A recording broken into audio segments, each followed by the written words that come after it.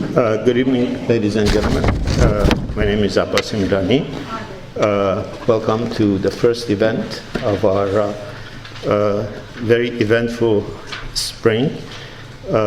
We have, last I counted, 15 programs in the next 10 weeks. Some of it is on this, and you will hopefully pick it up. The rest of it is going to be on a different sheet that is going to be the launch of the Stanford Festival of Arts. On that we will have plays, we will have workshops by Professor Beizai, we'll have plays by Darvak group, and hopefully we will send those out to you in the next day or two. That festival has been made possible by the generous special donations of the ever-generous Vita Daryabari, the Taslimi brothers, who have launched the Banani Memorial Fund, and Hamid and Christina Moghata. They are the three sponsors for that festival, which is going to be, it's a 3-year project. Hopefully will be longer, and it will have a set of events, as I said, in these different fields, from theater to workshops to cinema to poetry to films. I'm not going to give you the list of the rest of the events. You can pick it up, and if you are on our mailing list, you will be receiving this. It is very interesting, as we were walking here with Professor Melville and Dr. Melville. This has been a very unusually Ferdowsi-heavy year for us. We've had a series of workshops on Ferdowsi in Persian by Professor Beizai. I don't think there is anyone, any artist alive, who has done more work in rendering in theatrical form or in poetical form, contemporary poetical form, Shahnama, than Bahram Beizai. And we are very fortunate to have him here. And the seminars that he gave have had sometimes up to 20,000 viewers on the internet. So it is a program that has had enormous reach. We helped launch the book Shahnama, which is a new rendition of Shahnama, a new translation and a new rendition of the photography by Rahmanian. We're going to have 2 workshops on Shahnama by Professor Beizai, again this quarter, one on Arash and the genealogy. We had 2 plays, one of them directly inspired by Shahnama, performed here by Mojdeh Shamsai, one of the most remarkable actresses of the generation. And we're going to have in a week and a half Dick Davis here, who is a great translator of Shahnama, who has translated the 3 volumes of Shahnama and has now written a remarkable book about Hafiz. So we are filled with Shahnama scholars, Shahnama poets, Shahnama actresses, Shahnama actors, and Shahnama supporters, or the queen of supporters, Malikan supporters. So I don't want to take too much of your time. Professor Melville is easily one of the most acclaimed scholars of the Safavid era. His works on Safavid era are generally acclaimed to be the standard text. His collections of articles and his own writings are truly remarkable works in unraveling the mysteries of one of the most important periods in modern Iranian history. In the last few years, he has engaged part of his time in making copies of Shahnama available digitally in a project. In that project, he has the good fortune, and we have the good fortune, of having Firuzeh Melville, who is a scholar of much accomplishment. She has taught in places from Princeton to now Cambridge, where she works on the Shahnama project. And the Shahnama project at Cambridge, which hopes to digitalize the manuscripts of Shahnama, has been also generously supported by It sounds like a broken record by Bita Daryabari. So thanks to Bita Daryabari, Professor and Mrs.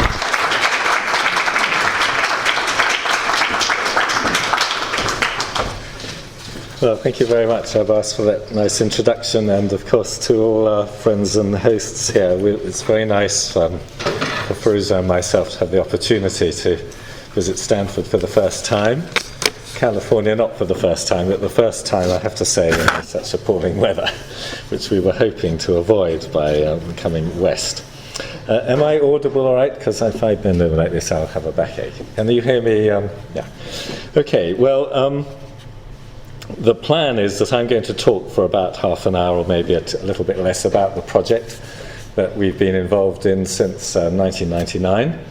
And the ideas behind it, and give you some sort of sense about how we view the Shahnama and the sort of issues that we're trying to look at and facilitate the study of with this project. And then Firouzah is going to follow up with a separate talk, but showing some of the directions in which the Shahnama project will be going in the future. It's already started looking at if you like, the contemporary aspects of the Shahnama, whereas my work has more been on the sort of reception of the Shahnama in history and in political and literary culture, I would say. So, I've just got to get used to the various buttons. Yes. What I'm going to really talk about first is the contents of the Shahnama a bit, and what it is and what it isn't, because I'm sure you all know as well as I do, but nevertheless there's some misconceptions about what the Shahnama really does and doesn't talk about. The first thing is that it doesn't actually talk about Cyrus the Great. There is a misconception in some quarters that the Achaemenids are part of the Shahnama, and indeed that the poem, by being essentially a history of Iran from the beginning, naturally covers all the historical dynasties. But in fact, this isn't the case. And indeed, these ancient monuments, like the Naqshi Rustam, of course it's not insignificant that it's called Rustam, because everybody could see that these were historical monuments. The tomb of Cyrus, which I showed you just now, of course, was called the Madari Suleiman. The people at the time who could see there was an impressive building, an ancient monument there, but they had no association of it with Cyrus the Great, and they made an association, in fact, with Solomon. Naqshi Rustam the same. All these fantastic carvings were clearly visible, but people associated it with Rustam because they were stories of heroic deeds and heroic figures and ancient kings. And the same, of course, even for Persepolis, which is, as you know, in Persian called Taxi Jamshid. Of course, this has got absolutely nothing to do with Jamshid, but Jamshid was one of the most significant and symbolic of the early mythical rulers of Iran, and so to have this very impressive ruined site associated with him is not so surprising.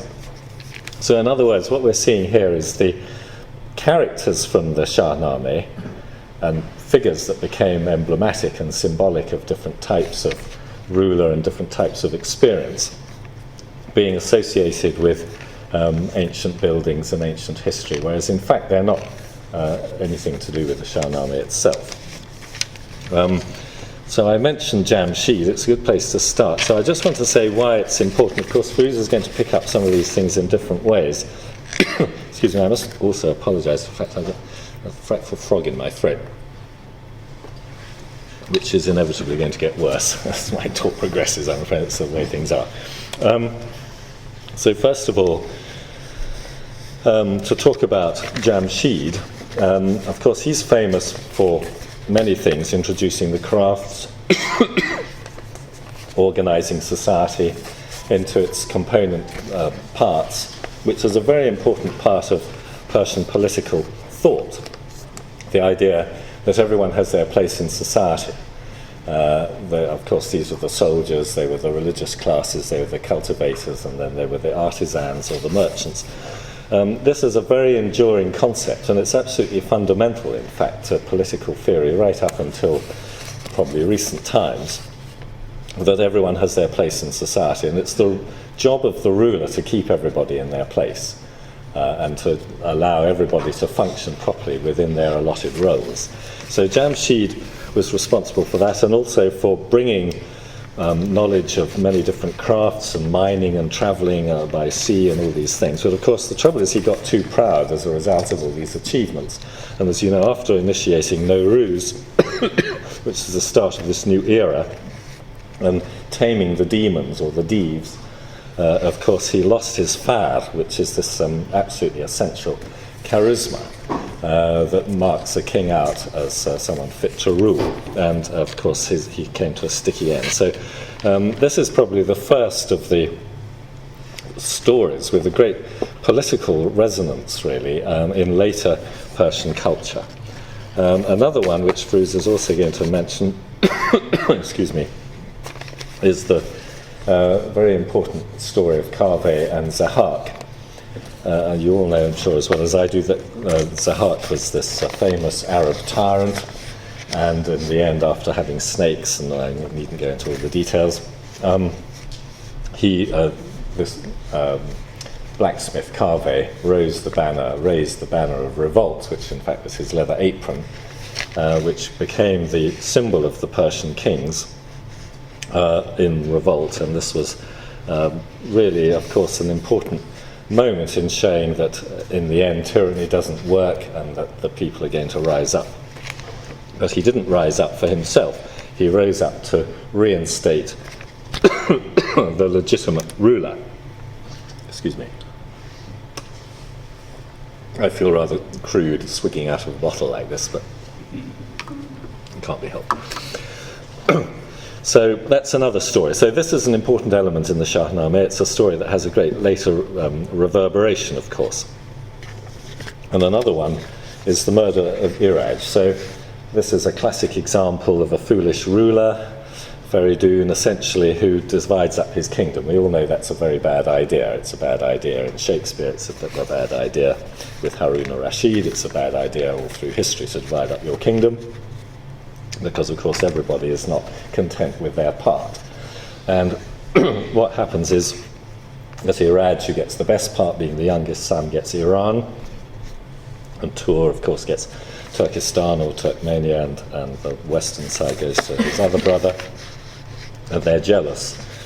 And what we see, why this is so important, well, it's important in two different ways. One, because the world that was one world is now divided, so this is the first division of, the world was the world, and it was all ruled by one person, everybody was happy. And now it becomes rent by political discord and rivalries. So it's important on that score.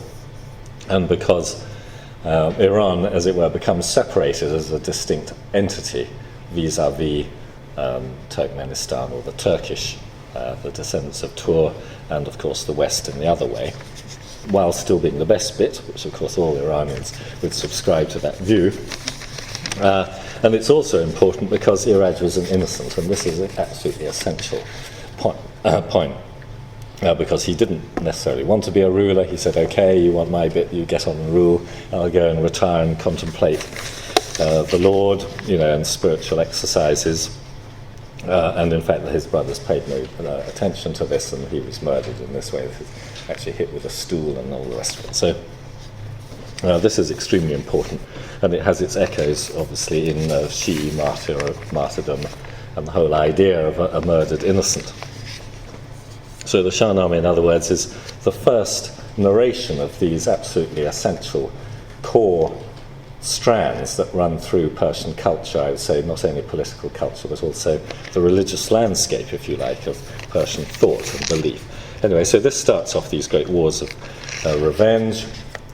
Manuchir, the descendant of Iraj, defeats the two brothers. And of course, this starts off this great cycle of warfare between Iran and Turan, which is, again, a sort of long-lasting motif that runs through much of subsequent Persian history. And as you know, of course, after the Abbasids, really the Arabs, really starting with the Seljuks even, and the Ghaznavids, and the succession of later dynasties, they're all essentially Turks.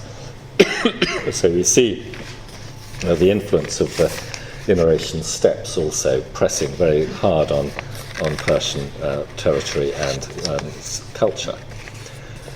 Another important story, which in many ways echoes Iraj, the story of Iraj, of course, is the famous martyrdom of another innocent, Siyavush, who has his throat cut in the most disagreeable way down there, and also goes through this ordeal of fire to prove his innocence. And, of course, in the end, he's also murdered, not seeking the sort of political advantage that he's accused of. And here we have, again, another theme, I would say, a leitmotif running through much of Iranian history, which is the sort of jealousy of court. We have a favourite vizier or a favourite bureaucrat, and of course his rival immediately starts bad-mouthing him, and it's not too long before the good vizier is kicked out and then maybe he manages to come back. But I mean, this is all about, again, two things. One is this sort of slandering and the bending the ear of the ruler to poison his attitude towards an innocent person. But secondly, of course, again, the martyrdom of an innocent. So if you look at the great sort of tripartite strands of this, you have the murder of Iraj, the murder of Siyavush, then of course the murder of Hussein. And this therefore is a leitmotif, I would say, that runs through Persian culture and is very much wrapped up in the Shahnama. So this is really all in the realm of myth, and it shows the incredible importance of myth for explaining current truths, if you like. I mean, because these are all universal stories, but applied to the Iranian context and the Iranian mental landscape. We do eventually hit real history with Alexander the Great and his defeat of Durand, who was, of course, the last of the Achaemenids. So, in other words, the whole of Achaemenid history is lost to Ferdowsi and to his contemporaries. As I say, they were unaware of this until the relatively modern discovery of the significance of these sites in the 19th century and the decipherment of the inscriptions at Bisitun and so on, which eventually revealed the true significance of these buildings. And of course, Alexander destroyed the Persian Empire, and so it's slightly ironic, and of course it's also disputed in Persian historiography, that he becomes, in fact, another great ruler of Iran. And this is, in a way, not surprising, because if you've conquered somewhere and taken it over, you have the choice either of rejecting this completely and spending your whole life struggling against it, or you accept the change of regime and you try to just put this into a narrative of the endless sort of cycle of changing dynasties and so on. In other words, you Persianize Alexander, which of course is what did happen. And so we have this touching and totally fake scene where Alexander is sitting there cuddling the dying Dara in his lap, and Dara's doing a sort of when the fat lady sings effort at the end of the opera, and saying, that's all right, you can be king after me, everything's fine, just look after my wife, look after my daughter, look after the nobles, carry on the work I've done. And Alexander swears to do all these things, and so everything's all right. So Alexander becomes the next dynasty in this sort of sequence of Persian dynasties. And of course, in fact, he destroyed the Persian Empire and burned Persepolis and introduced a whole new cultural sort of landscape, really, with Hellenism and so on. And however much he absorbed Persian culture in the process, of course, it was a very traumatic transition. And then, almost finally, moving into the historical period again, we have the wise Anushirvan, who's always called the Just. And this is also important because, of course, the Shahnama, although it's history with a purpose. I mean, like most history, actually, it has a didactic purpose. And the didactic purpose of the Shahnama is to give you a blueprint of good rule. And so all these rulers, they come to the throne, they set out their statement, it's not exactly propaganda, their ideology about how they're going to rule well, and they're going to rule with justice and respect the order of society and all these things. And Anushirvan has this sort of series of discussions with Buzurg-Mehr, his wise counsellor. And the idea is that you're not only just, but that you seek advice, and that a ruler isn't tyrannical. He's not rash and hasty, but he thinks about what he's doing. The Nami Khudavandi Jan or Khirad, we all know it's the god of life and of and wisdom. And wisdom is absolutely essential in a ruler, not to be foolish, not to act precipitously and unjustly. So, and this takes up a lot of time in the Shahnameh, especially in the Sasanian period, which actually is the closest and the last of the ruling dynasties to Ferdowsi's own time and the Arab Islamic invasions. So this is also extremely important. And it's not surprising to find these scenes illustrated in the Shahnameh very regularly. Excuse me, it's a point, of course, that I'll come on to. And then finally, of course, we have the end of the Sasanians and the death of Rustam. And this is a particularly interesting picture because Rustam was the Persian commander, and of course he was killed by the Arab Muslim commander. And what's happening here is the artist can't bear to show anyone called Rustam losing. And so, in fact, Rustam is killing the other chap. Here he is with his characteristic snow leopard hat and his tiger skin babubian. And in fact, in this painting, the artist has transposed the story the wrong way around, so that Rustam is actually killing his opponent. So it shows how one interpretation, of course, of this scene. So that's just a very, very brief. I've tried to focus on 2 or 3 of the stories that seem to me to have the most impact and the most significance, really. What we find, of course, is that many of these stories are illuminated in these beautiful manuscripts. And I just want to run through 2 or 3 examples of some of the most famous and precious manuscripts. Are the slides showing up okay? Because you could dim the lights a bit if they're not. This is the first of the really famous ones, the so-called Great Mongol Shahnameh, which was created at the end of the Ilkhani period in the 1330s. And it's a very dark and violent and troubled set of scenes, really, which clearly reflect the contemporary realities in Iran at that time. Then we have this 3 in a row. I'm going to show you all sons of Shahrukh, who is the grandsons of Timur. 3 princely manuscripts, all produced very close to each other around about the 1420s, 1430s. This one by Ibrahim Sultan, this one by Baysonkor, absolutely stunning manuscripts, and then by his younger brother, Muhammad Juki. These are all regarded as the most famous and precious of the copies of the Shahnameh. The so-called Big Head one, which is rather an amazing copy produced in Lahijan, which one doesn't really associate with great artistic production at the end of the 15th century. And then the Shah Tahmasp Shahnameh, I've already showed you that picture, I think. No, actually it was a different one. This is the Martyrdom of Siyavush. One produced for Ismail II, Shahnameh, the Safavid ruler. Another one produced by Shah Abbas, although this particular one was illustrated later at the end of the 17th century. And then another one for Shah Abbas II. So these are all associated, in other words, with princely and royal patronage. And of course, because it's such an important story, because it has this great didactic message about how to rule, because it's so symbolic of Persian culture, that a succession of rulers and dynasts thought it was part of their image creation, creating images of themselves, to commission beautiful copies of the Shahnameh. So that's just a few sort of highlights of the manuscripts. So now, so what? So the point really about the project, which I hope I've got time to talk about, is there are thousands of these things, essentially. You could study the whole of the development of Persian book painting just by looking at the Shahnameh. For some of the reasons I've mentioned, it's the most prolifically reproduced manuscript, let's say, scribes copying it, prolifically reproduced copies with illustrations, and not just any old illustrations, but things on the sort of quality and level that I've tried to show you very briefly.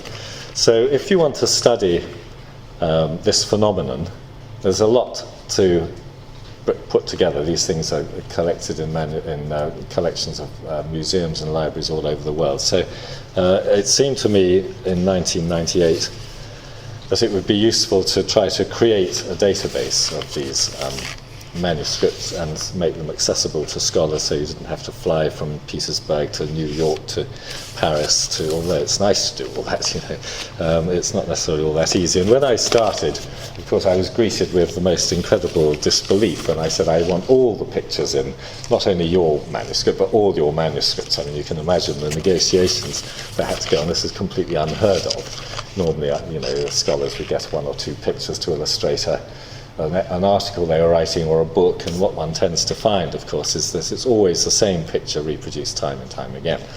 And so that was part of the fun, was all these negotiations to persuade people to yield up their images, which actually they didn't have. So the project, one of its first important jobs was to actually acquire these images. We paid for the images, so in fact the museums got archive copies of their own manuscripts, which almost none of them had before the project started. So that was a benefit to them that one could use to try to sell the project.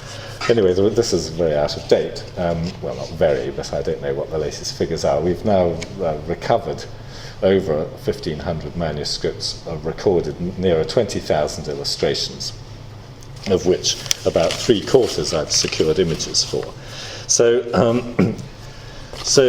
but of course it's not just a gallery of beautiful pictures. And one of the things we've tried to do, I mean, there are many questions, and of course this is the sort of academic or research underpinning of the project. Isn't, as I say, simply to provide these things, but to study them and answer, or be able to answer, various questions about them. One of the most obvious ones is about the placement of the pictures in the text, and in other words, the relationship between the text and the image. We have a poem, we have someone doing a picture. How does the painting relate to the text itself? This slide is very interesting in showing that. It shows a number of things, of course. One is that on the whole the text was written first and the space was left for the painting to follow later in the atelier. The calligrapher would do his work first. It also shows that these things were planned, which of course is underpinning the whole idea. You didn't just have a calligrapher deciding to copy a thing. Oh, I think I'll put a picture in there, leave a space and go on, and you can see that it was planned. And how you can see that is because where the space is left, and as it happens there's no picture here, so it shows it quite nicely. So what we've done, and I have to say this wasn't my idea, is to, as it were, map these pages. So you take a fix by looking at this line in a printed edition of the text, and you look at that line, so this gives you the page, and then you look at the line before the picture, which we call the break line, and the line after. So it's like getting a geographical fix, or if you're a sailing person, it's like getting a spot check on your location. The picture is located in a very specific place. It's following a very specific place in the text. And if you collect enough of these, you realize very, very quickly that there's an incredibly close statistical correlation between where these pictures come. In other words, there's a trigger. The artist gets to a certain line, and he knows that he leaves a space there. And the other thing this shows is that to get to that place, you often have to manipulate the text. Okay? And we see many pages before a painting where there are significant design changes, like this is a very obvious, this is called chalipa, it means cross. It's absolutely clear from this that if the artist wants to get there and have his picture following that line, and also to make it look nice on the page, he's got to engineer the line to be in the right place, and that he worked out when he got to about here that if he hadn't done this, the line would be down here somewhere and it wouldn't work. This is a simple example of this, but we see it time and time again. So this tells us something about the production of the manuscripts. So this is a lead-in also. It's not simply, as I say, a gallery of pictures, but we're learning more about the production of the manuscripts, how they were planned, how, therefore, someone has planned in advance. They want pictures of this, and they want pictures of that, and pictures of that. It can't be random if they're planned. So who is deciding what pictures they want? Which are the most popular pictures? Why do they suddenly start doing a new picture which was never done before? All these questions are things that you can start to interrogate and answer if you have this sort of relational database which you didn't have before. There are some very obvious examples of the link of text and image. This, I'm quite fond of the story of Bijan and Manige. you see here we have an extraordinary graphic, this is from the Ibrahim Sultan manuscript, a graphic reproduction of Bijan being down in the well, and he's actually physically separated from what's going on above the surface by the text. Of course, there are other interesting things here. Something's gone wrong with this, and the whole way the text has been produced, these lines don't quite join up. I mean, it's quite interesting to see what's been going on. But this is an extreme example, but it shows how the artists were thinking about their relationship to the wording of the text to create a beautiful page. Well, we started with an Access database. I've just given you an example of just more or less a random thing. This is Rostam, and you can see we tried to look up these lines. So this is the first line on the page, this is the last line, and this is where it is. So you can see the break, the painting comes exactly after line 1174 and before line 1175. And it has a consistent title, because it's very important that you're comparing light with light. So all the pictures of Rostam drawing anything out of the pit, you know where they all come in the text. We then have been working for many years on trying to recreate this in a website. And this is a page early on. If you view in archive, view the archive by the collection, you see we've gone to all the different collections. And you can see how many collections we've viewed, how many manuscripts they got, how many illustrations there are. And then this very interesting sort of tabular form that shows you when the peak of illustration took place. It's usually in the 16th or 17th century. But again, one can start to see the popularity of different scenes and the production of the Shahnama over time. If we click, this is the Fitzwilliam Museum in Cambridge. I'm afraid there's a lot of work still to do. You click on the Fitzwilliam, or on the UK, you click on the Fitzwilliam, you get a little bit of information about the place. You've got 5 manuscripts. You click on them and you click on one of them and you get the description of the thing, a brief description of the manuscript itself, and then you get all the pictures in the manuscript. If you want to click on one of the pictures, you get the lines here, you get the title, you get some description of the format of the page, and ideally you'd have some description. But as I say, we've got 15,000 or more of these. There's a lot of work still to do. So although I've got a lot of this stuff, it's going to have to fall out before I finish. Never mind, just it can't get grayer, but it can disappear. In fact, every time I look at this damn thing, I just think how much more there is to do. But anyway, it's a good start. But the idea, of course, in the end, and you can have your own personal notes, and you can have your own workbook. There are a whole load of features here. So you can collect, you can click on a picture, and you can save it in a workbook, whatever you like. And then you can go back to it. This is your private space. You can write your own notes in there, which are just for you when you sign on with your username. So it's great for teaching, it's great for students, it's great for assignments. They can build up their own paper. Or of course, for scholars who might want to write an article or plan an exhibition. I think we've got one down there, exhibition. This was for the Shahnama exhibition. We were pulling out pictures that we thought it'd be nice to actually have. And then you can also look at it by chapter or scene. And this is really when it gets interesting, because you can see how these different stories, which are all linked to a ruler, how many illustrations they have, and again, the period in which these illustrations come on. If you happen to click on one, which is actually the most popular, Rustam's 7th labour killing the white Div, you can see that there are more. Well, I can tell you obviously can't see from this picture, but there are 265 of that, and rising. So, as I said, by having a database like this, you can see which are the most popular scenes. You can then start to think, why are these the most popular scenes? And then you can see pictures that are only reproduced once. Why suddenly in whatever that is, the 14th century, has someone put in a picture of that? Well, there's never been one before. Down here, in the 18th century. Why is that picture there then? Somebody chose that picture to be there. Has that got any relevance to the current situation, to the court? It might give you an insight into when that manuscript was produced. So all of these are things, you might say they're even new questions. It's not just simply reproducing pictures, but it's finding new ways of interrogating the whole production of Shahnama manuscripts, when and why and how they were produced. So if you click on that one, Rustam killing the white Div, then you see whatever it is, 265 pictures. You can scroll through there and you can see all of them, and you can see where the scene is delimited in the text. So in other words, if the break line falls between these two numbers, the database is automatically going to prompt that is the title of the scene.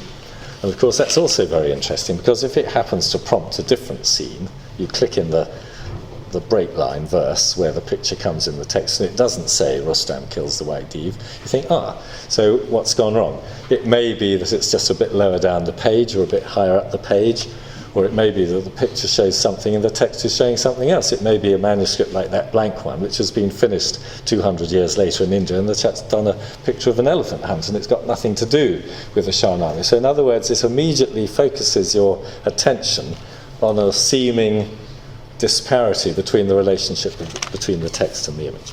So I tried to give you very, very quickly, I'm probably gabbling here because poor old Firuza wants to get her chance, to just tell you about the database and the sort of work we're doing with it. So to put this in practice very, very quickly, this is some examples. So Bahram Gur hunts lions. Bahram Gur is a famous hunter. He hunts at least 4 different lion hunts in the course of the stories in the Shahnama. So if you were an art historian tout court, I might say, who really wasn't interested in the text but simply interested in the pictures, you might say, well, that's fine, let's just look at Bahram Gur hunting lions.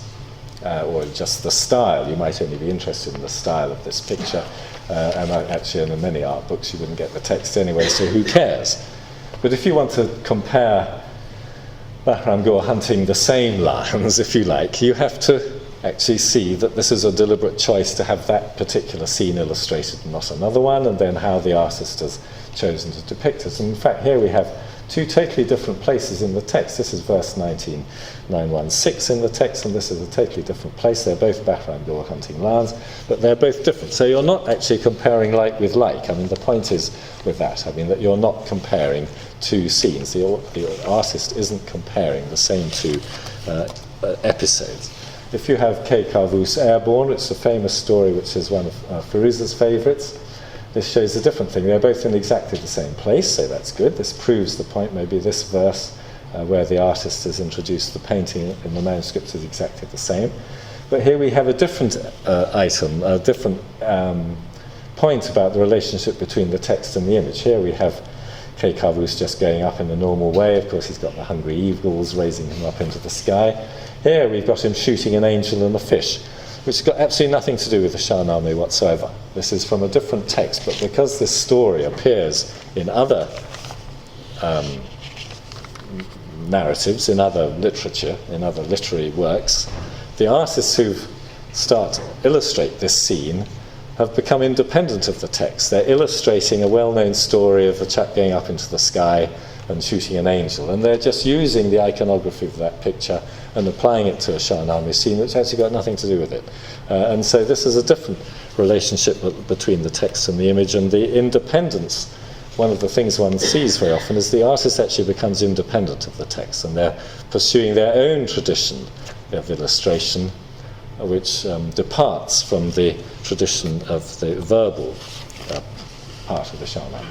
And then we see other totally different things. We see Bijan again being pulled out. This is in the beautiful Muhammad Juki Shahnama about 1440. And we see similar iconography applied to a different text, but it's not pretending to be Shahnama. This is from something else. It's probably a story of the prophets, Qisas al-Anbiya, or one of the tafsirs of the Quran.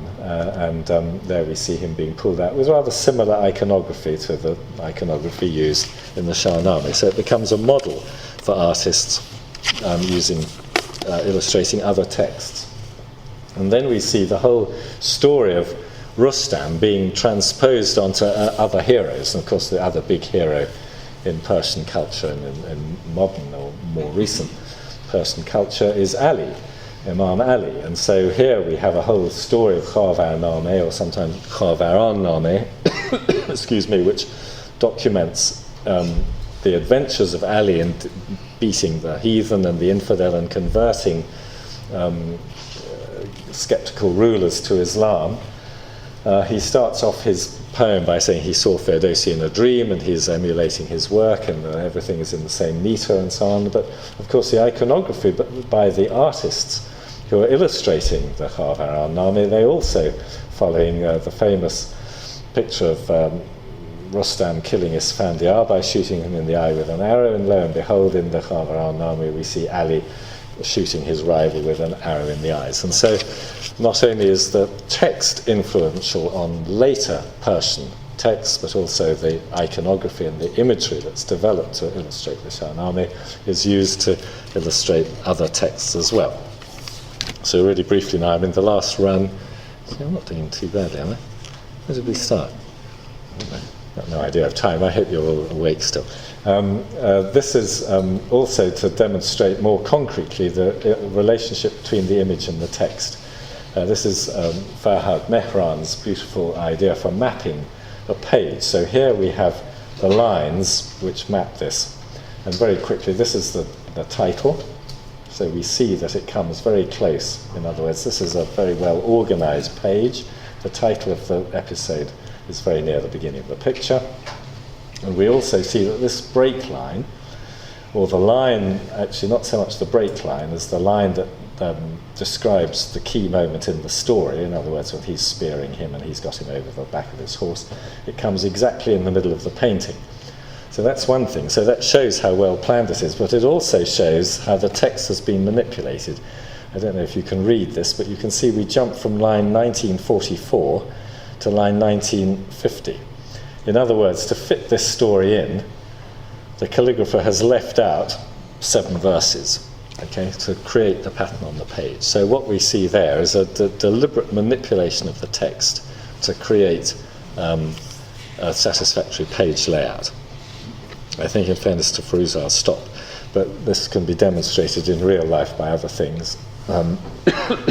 Again, the story of the Davos Shahrukh, the 11 champions. Here we see the Chalipa to make sure the picture's at the top of the page, and blah, blah, blah. And in fact, in this manuscript in Spain, it's very, very interesting. It's clear that the original program was to have pictures, which in fact were never executed. And so the text has been put like this to fill up until we get back to where it should have been in the first place. So again, we're learning something about the production of this particular manuscript, and one of the main things I would say we learn about all this is that every single manuscript is different. Every single manuscript has its own story, who produced it, who chose it, how it's been put together, if the page is in the right order or in the wrong order, and many, many fascinating and interesting things. And so not only is the text of everyone different, but the iconography and the images are also very different. So thank you very much for your patience with that. And